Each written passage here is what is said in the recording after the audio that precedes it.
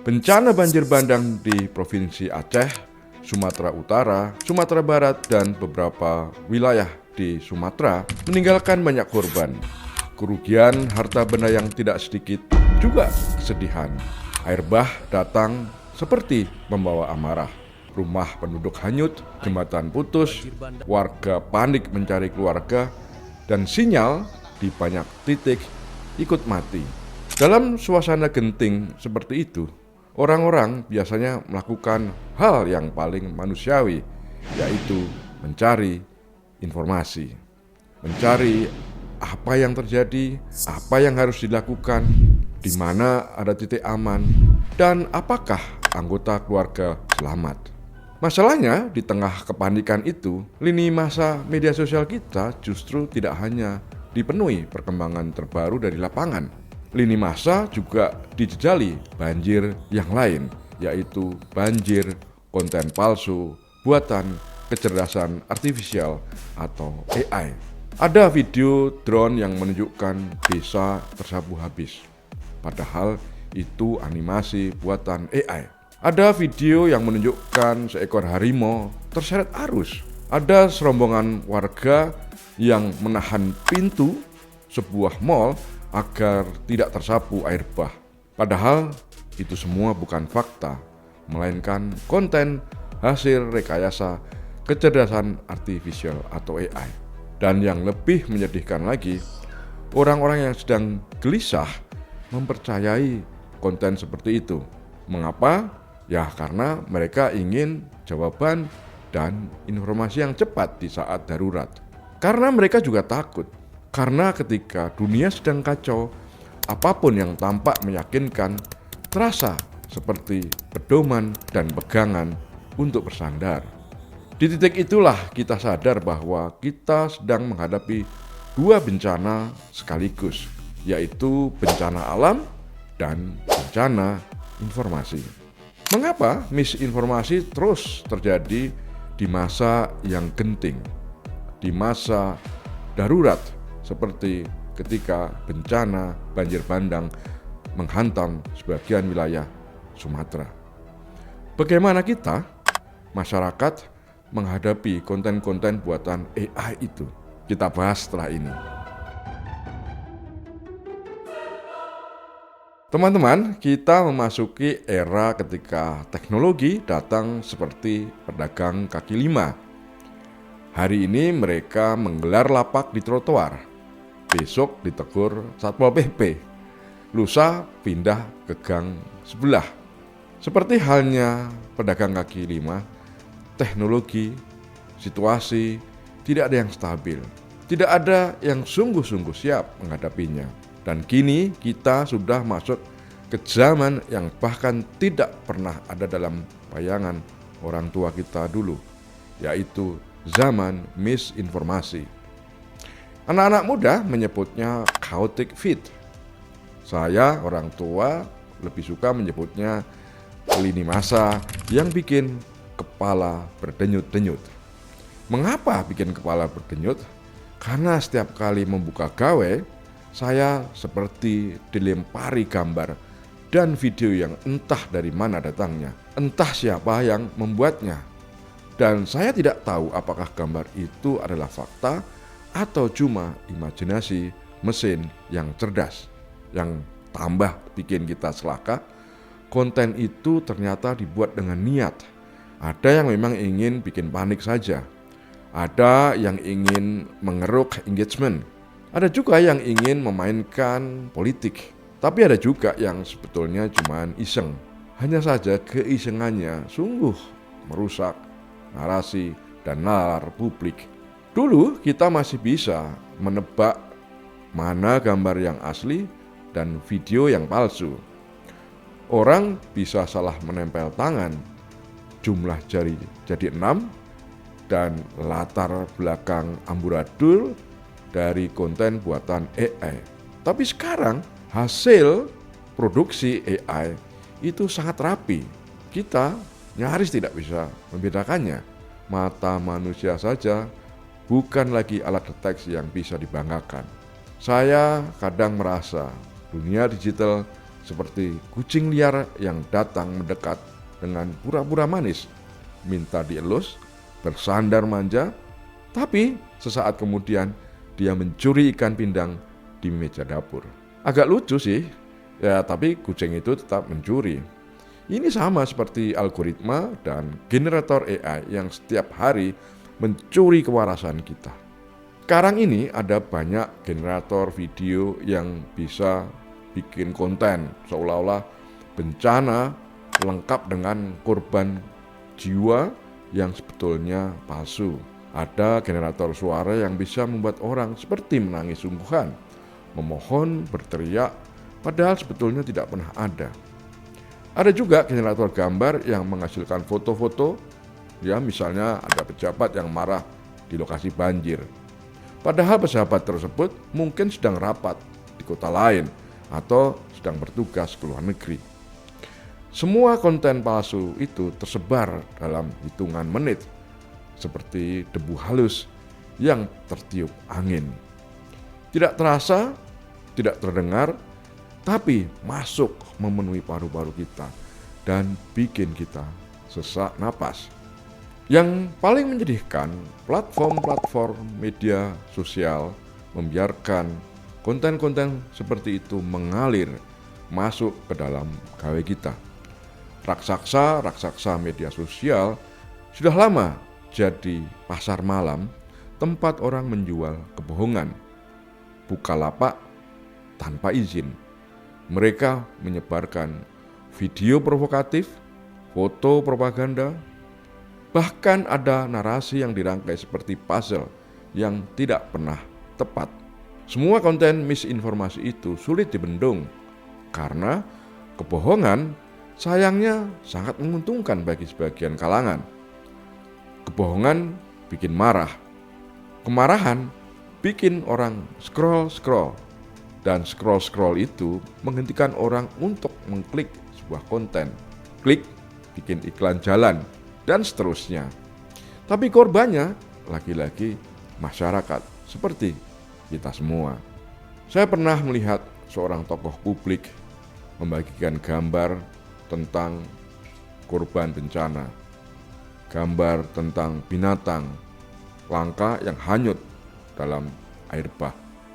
Padahal itu gambar yang dibuat oleh AI. Melihat gambar-gambar yang dibagikan itu, dalam hati saya membatin.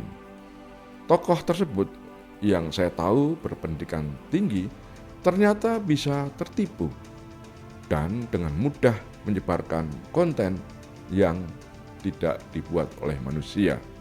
Jadi saya merasa bahwa kita semua hendaknya jangan pernah merasa pintar hanya karena kita bisa mengenali filter Instagram.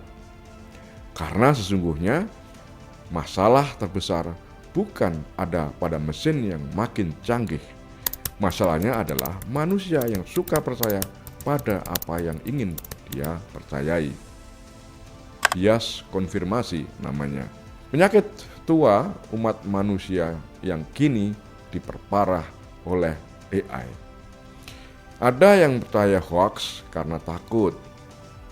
Ada yang percaya konten tertentu karena memang pada dasarnya benci.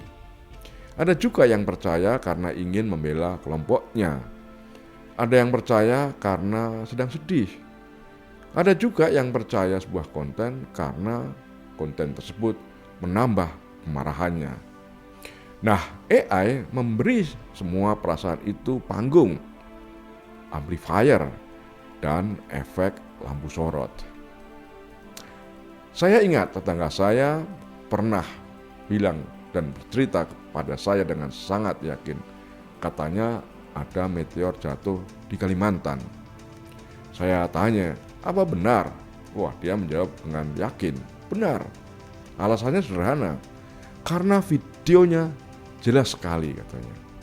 Padahal video itu saya tahu buatan generator AI dari negara lain. Tapi ya begitulah masyarakat kita.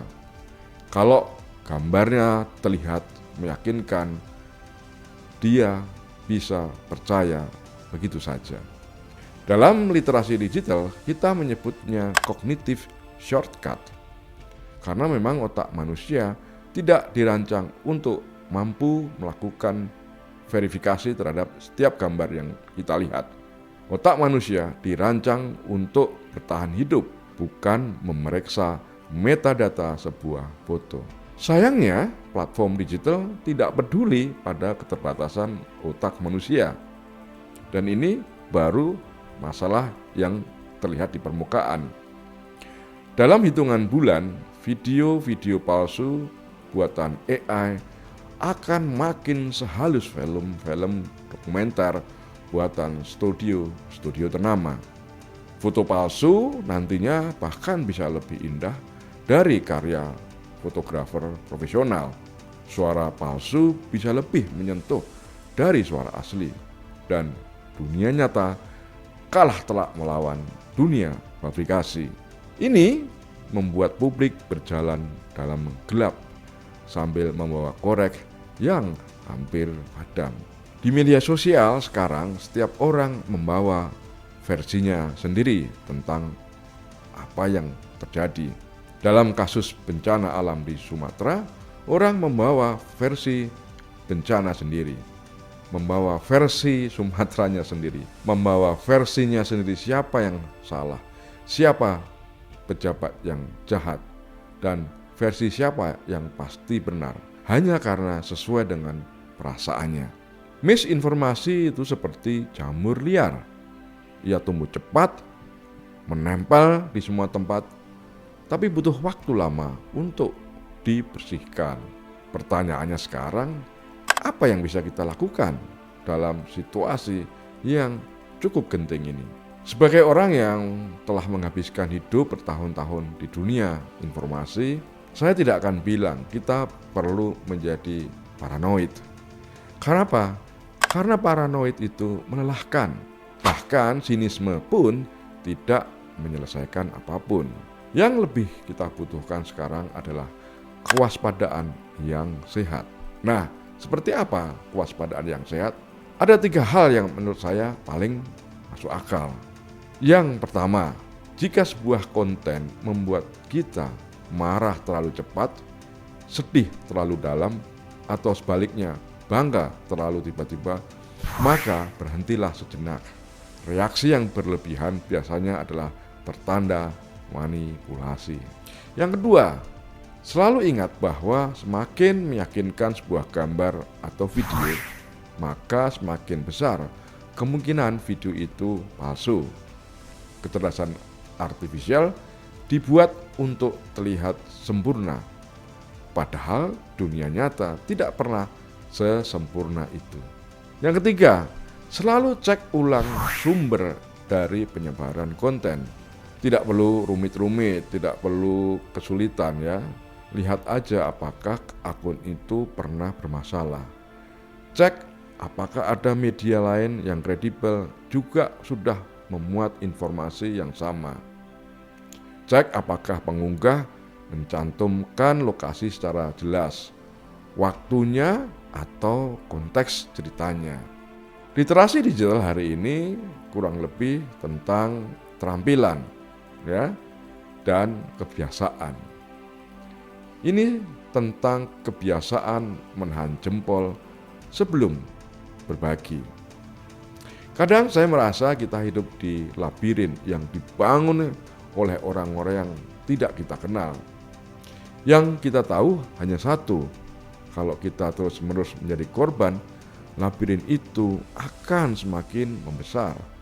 Maka satu-satunya cara adalah menyalakan, membangkitkan akal dan rasio lebih sering daripada menekankan jempol di gawai. Tidak ada teknologi yang bisa menggantikan kemampuan manusia untuk berhenti sejenak, berpikir dan bertanya, apakah konten ini masuk akal atau tidak? Karena kalau kucing liar saja bisa belajar berhenti naik ke meja setelah kita tegur ya, dalam beberapa tahun, mestinya manusia pun bisa belajar berhenti meneruskan konten-konten yang bohong, konten-konten yang mengandung disinformasi. Setelah melihat bencana informasi terjadi berkali-kali dan menimbulkan banyak masalah. Oleh sebab itu, kepada teman-teman, para penonton podcast ini, saya ingin mengingatkan bahwa dunia digital sebetulnya tidak jahat, tapi ia tidak pernah peduli. Nah, tugas kita adalah menjaga diri, menjaga keluarga terdekat kita, dan orang-orang di sekitar kita agar tidak terseret dalam arus kebohongan. Jika banjir bandang menghantam Sumatera, ribuan orang mencari kabar, dan lini massa membalas dengan kebingungan, disitulah literasi digital menjadi kebutuhan dasar, seperti air bersih, obat, dan makanan.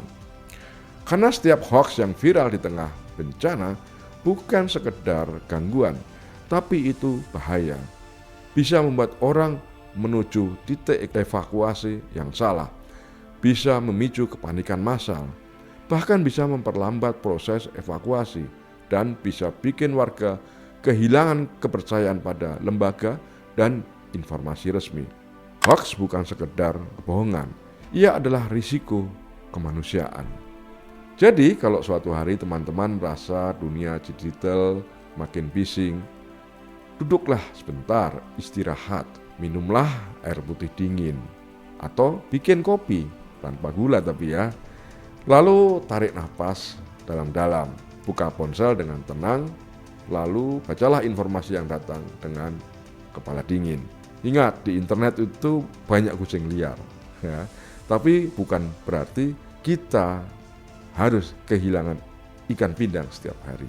Tetap waspada, tetap waras, jaga nalar, terutama di masa bencana.